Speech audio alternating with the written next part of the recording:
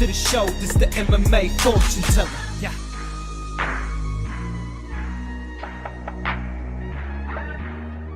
The MMA fortune teller. The teller. What is up, you guys? The teller checking in for the UFC Vegas 63 recap. As some of you guys can tell, I have a little bit of a smirk going on. I'm feeling good. It was another profitable event. Now, the weekend could have gone a little bit better. We'll get to one of our official plays, but overall, I thought that we hit this card pretty correctly. I feel good about some of the fights. I feel like I got my message off, that I was trying to warn some of you guys from eyeing specific fighters, or their lines were quite high as well. We did feel that there were some lines that were off. Hopefully you stayed away from those specific fights. We'll talk about those. But yeah, we had 3 official plays on the card. Kicking things off, we had Christian Rodriguez taking on Joshua Weems.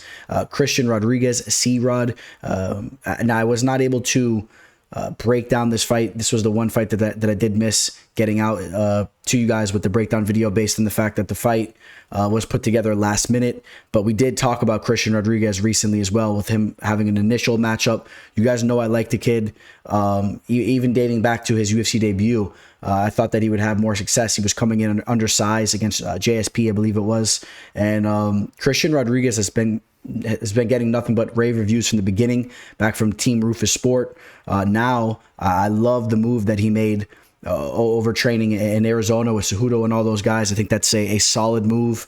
Now, there's things he needs to clean up for sure. That being his takedown defense. Joshua Weems had a couple of takedowns within the fight, but overall, I saw a lot of Anthony Pettis and Christian Rodriguez. Obviously, no coincidence with him learning his base at Team Rufus Sport, kind of like same as Anthony Pettis, although he chose to leave. C-Rod did choose to leave. His base is still a Rufus Sport, and you can see the way he's attacking on his feet. He's very composed. He's very calm and composed. Doesn't waste a lot of energy. You heard the broadcast team talking about that.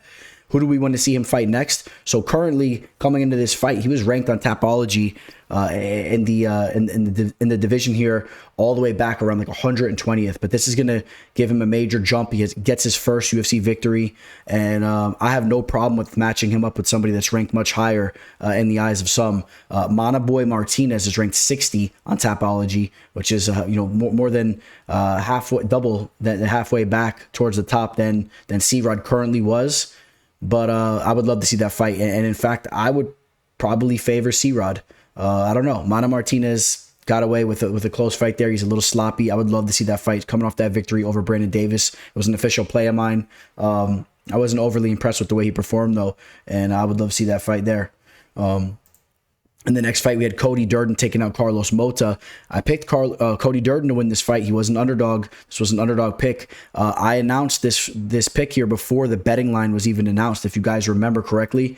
And real quick, you see C-Rod pulling off a beautiful anaconda choke as we work our way over to Cody Durden, where it was just pure domination, 30-27 on one of the judges' scorecards. I thought that Durden was going to come in as the favorite in this fight, but when the line actually did open up, Durden was the underdog. I found that interesting, based on the fact that Durden is the more mature fighter. He has that UFC experience under his belt. He's been putting in work over at American Top Team. You saw him training with Dustin Poirier. We talked about that in the breakdown video. Now, I was pretty high on what I saw from Carlos Mota as well, and I thought that this was a little bit of a tricky fight with Carlos making his UFC debut, so I did stay away from it. But Cody Durden was my pick, and as far as who I want to see Cody Durden battle it out with next, you guys know I love the flyweight division, so I'm always excited to talk about a flyweight fighter, especially a guy like Durden. I think he's a fun fighter. Let's find out where Durden was here. So we're scrolling down, and again, these probably are not adjusted. You see him at ranked 25th coming into this fight. Just had the big victory over Carlos Mota. I'm not exactly sure how much they adjusted him on the overall rankings, but let's scroll up here. We're definitely looking upwards. You have Tatsuro Tayara, who's coming off another big-time win, the young prospect. That fight instantly stands out to me. I would love to see Tatsuro Taira versus Durden. I would love to see that fight. Durden's tough. He's always willing to take on the young top prospects. We saw him take on the Dagestani top prospect, Mikhailov. Now, he fell short in that fight. I think this would be a great redemption type fight for Durden to right the wrong against a young prospect. I would love to see that fight. Let's see how that goes. Steve Garcia gets the knockout over Chase Hooper. Now, I did pick Chase Hooper, but if you guys run the tape back, you guys know I was highly cautioning anybody to be touching Chase Hooper at any type of bet. The line was off. I said the value was on Steve Garcia. Now, I didn't have the balls to pull an official play on Steve Garcia myself. In fact, I faded him in his most previous fight, and I wasn't touching him there, but I didn't think that there was I felt that there was a strong possibility that Chase Hooper's striking hasn't elevated, even though he's taken some time off and he's working with all these top level guys. I still felt there was a strong chance that his striking was going to look similar to what we saw in the past. And once again, we see Hooper getting beaten up like a punching bag. Steve Garcia has some power there. Chase Hooper was way too much willing to engage in those striking exchanges. He was too tough for his own good. He didn't have proper coaching, because as soon as he started getting dropped, he should have been avoiding that firefight at all costs, instead of continuously jumping back into it. And he should have just been rolling into to Steve Garcia's legs, doing Amanari rolls, whatever, just jumping on him, pulling guard. I wanted to see this fight hit the mat. I wanted to see what Hooper could have done on the mat, and we didn't get to see that, and I think that's a mistake there.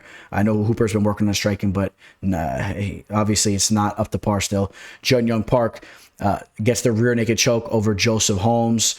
We talked about the fact that Jun Young Park was going to be on a step ahead of Joseph Holmes. Joseph Holmes, again, when he fought on Dana White's Contender Series, his own coach felt that he wasn't ready to get the contract, even after an impressive victory. That said everything to me. And then you got a guy in John Young Park who is a crafty veteran, a true veteran of the sport, a well-rounded fighter, a dangerous fighter. We see him pulling off submissions. We see the crisp boxing. I thought that he was cutting off the cage pretty well in this fight, using his footwork to get on the inside, and then eventually really worked the grappling, taking the back of Holmes like crazy throughout that fight before finally getting the finish. I like that there. And I think that it's definitely worth talking about who's next for Jun Young Park. So let's jump over to the middleweight division. No shade towards Steve Garcia, but we're not really talking about that right now. All right, the middleweight division, definitely needing to see some guys work their way towards the top. Let's see if we can find Jun Young Park here. Let's see here. There he is, 33 going into this fight. We take a look above. I think we could all agree, right? We need to take a look above for Park. He's been grinding for a while now.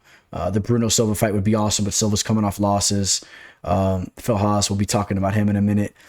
Roman Delise, coming off a victory on the same card. We're going to be talking about him. Speaking of Hawes, right next to each other, I think that's the fight to make right there. Why not throw Roman Delise and Park right back in the mix together? They both fought in the same card. They'll have the same amount of time to work going into the next fight. I would love to see that fight right there. All right, Marcos Rogerio de Lima gets the rear naked choke over Andre Arlovski. We definitely talked about the fact that Arlovski's chin was going to be fading. We talked about some of the hiccups that he's had throughout his career. And although he did rebound in a beautiful way towards the end of his career here, he's very much up there in age. And a guy like Marcos Rogerio de Lima carries some serious power. And he barely even touched Arlovski, and Arlovski collapsed to the mat. So he's really lucky that Marcos didn't land a big shot on him and ended up getting a brutal knockout. Instead, it was kind of a weird one. He fell into that rear naked choke. But Marcos Rogerio de Lima has fallen into a position where he's a legitimate UFC fighter these days. He's a fun fighter to watch, and he's a fighter that it's worth talking about who we want to see him fight next. So let's go take a look into the very fun heavyweight division. Let's see what we got here. He shouldn't be too far down. Let's see if we can catch him over here. Marcos Rogerio de Lima, ranked 17th. Arlovski was ranked right above him at the time. Obviously, we'll see a change there. Blagoy Ivanov just had a victory over Marcos Rogerio de Lima, so we're not going to be seeing that. Blagoy Ivanov using his grappling in that fight. Marcin Tybura coming off that victory against Alexander Romanov. That was a big-time victory. I don't believe these men have battled, right? These guys haven't fought yet. I don't believe they fought. No. And that's a fight that I would be more than willing to see. Tybura has proven he's a true veteran of the game as well. I would love to see that fight. That's the fight to make. I truly believe that. Big time power from Marcos Rogerio. Roman Delise takes out Phil Hawes. We talked about the fact that Phil Hawes, every time he loses, it's a catastrophe. We talked about the realistic possibility that he was going to drop this fight, that there was more value on Roman Delise. But once again, I didn't quite have the cojones to put an official play on it. And in fact, I even said I edged Phil Hawes to somewhat take this fight. I thought there was more of a chance he would avoid that big knockout and use his wrestling and his athleticism to take the fight. And I do feel like if he could have made it out of the first, second round, if Delise looked the way Delise looked, he was slowing down in there, I think he could have took this fight, but obviously things did not play out good. Delise got in on his leg, cranked that leg back. He was hurt. As soon as he got up to his feet, it was a whole different type of fight. Delise smelt blood in the water, and he went in for the kill, and he landed a devastating knockout. If you guys didn't see the knockout victory Delise pulled off on Hawes, definitely pull the tape up back on that and go give it a watch, because it was awesome. And again, poor Phil Hawes just goes out in devastating fashion when he goes out. All right, so we got some official action here to talk about. Khalil Rountree defeats Dustin Jacoby. I did have an official play on Dustin Jacoby. I did feel that Dustin Jacoby won this fight. I thought that he won rounds 1 and 2. Some people argued he won every round of the fight. It depends what you like better. I mean, Rountree landed some heavy shots. Jacoby was kind of wearing it a little bit, but just outstruck him basically 2-1. I have the stats posted up here, posted up on my Instagram. You guys go give it a check. In fact, let's just go to it real quick. Hold up, because we got to talk about these stats here. Let's see here. Oh, look who it is, Dustin Jacoby. All right, so Dustin Jacoby actually outstruck Khalil Rountree 147 total strikes to 85, significant strikes 147 to 85, head strikes 100 to 61, body 20 to 11, legs 27 to 13. I mean, I don't know. I'm not going to go too much about it, but it was a 3-unit play of mine that did not cash for me. And let's see here. We can pull it up. It's in my story right now. Or let's see here. Yeah, no story just got pulled. I guess it's ran through its 24-hour course. But anyways, that's what it was. And luckily, we bounced back in a major way. First and foremost, Trayshawn Gore goes out there, pulls off an amazing choke over Josh Fremd. I really liked the choke that he pulled off there. That was a crazy one. Let's real quick. Let's pull up the picture on that as well. But Trayshawn Gore, we talked about the fact that he had a bad weight cut in his most previous fight, right? I had his manager reach out to me to let me know that, to tell you guys. I think if you guys remember that, he actually, of course, jumped right in my DM as soon as he pulled off the victory. I'm happy for them. And Trayshawn Gore, once again, showing that he is a talented fighter, and when he gets things going smoothly into his fight, it's going to help him in a major way. And I did pick him, but once again, no official play on a play that I should have had. I did pick Trayshawn Gore to win that fight, though. Another underdog that I picked correctly on the card. Hopefully, you guys made some money on that. Now, we had my biggest play here was on Waldo Cortez Acosta to take out Jared Vandera. I felt extremely confident in this fight. Threw 4 units at it. Got it at right around minus 200, right around a 2-1 favorite on Acosta. And he scored at 30-27 on one judge's scorecard. I thought he could have looked better in there. At times, he looks like the Dominican Stipe with his boxing. We know he has the boxing experience. I want to see a little bit more from him moving forward, but gets the job done, and we cashed that there, and that was important after what happened in the Jacoby fight. Max Griffin, really cool dude, was chatting it up with him in the DMs the morning of the fights. That's how cool Max Griffin is. If any of you guys reach out to him the day of his fights, I'm telling you, the dude will reach right back out to you. He'll shoot you a message. He's awesome. I'm sure some of you guys have those types of experiences with the guys too, but I was really rooting for Max Griffin. Once I, and I've always been a fan of Max Griffin. I've always known he's that type of dude, following him on IG, but I'm a giant fan of Tim Means as well.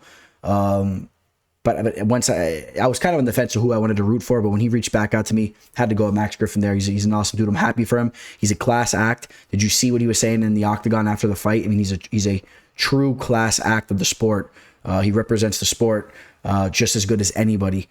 And I'm really happy for him to get the victory there. So close fight, split decision victory. Tim Means has to start to look towards hanging up the gloves and focusing on his wrestling school and all that, and doing that type of stuff, because it's enough is enough.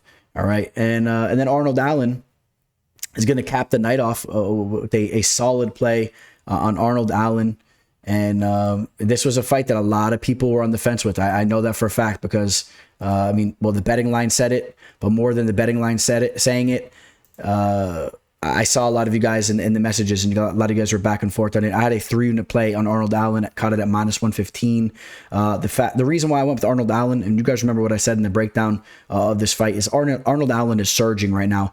Arnold Allen, his skill set is progressing rapidly. Calvin Kattar has been in some big time wars. He's slowing down. I saw it in the Josh Emmett fight. Whether or not you thought he won the fight, he's not the same fighter as he has been in the past, in my opinion. He's had some phenomenal performances. I know he's had some phenomenal performances recently.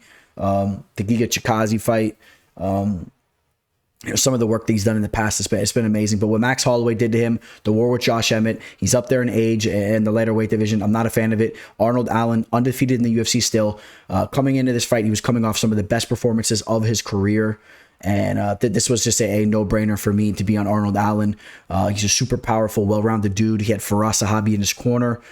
He does work with TriStar through his computer. It's kind of a weird thing, but the kid is a stud. His striking super underrated.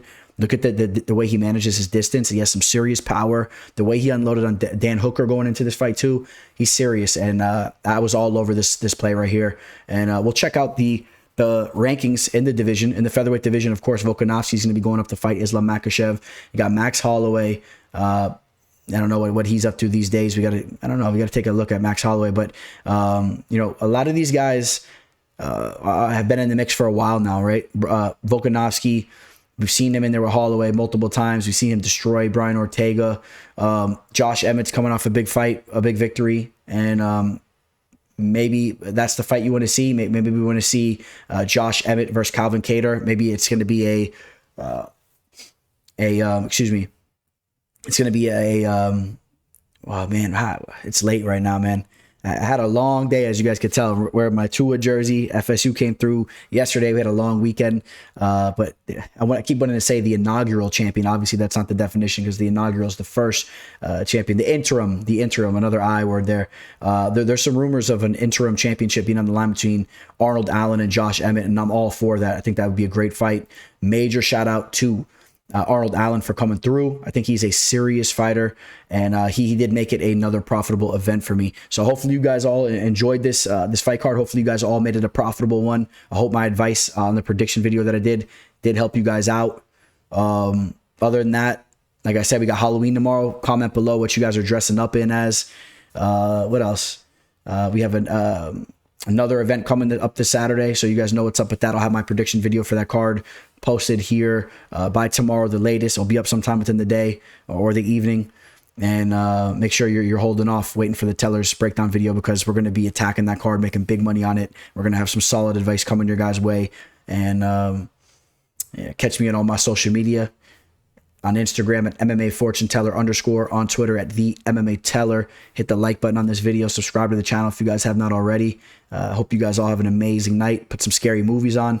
I got some Halloween going on over here. Halloween 4. Might have to flip this up though and put something a little bit more modern on. But we got to keep the horror movies going. All right, guys. On that note, I think there's nothing else to say. But signing out, Teller. Welcome to the show. This the MMA Fortune Teller. Yeah.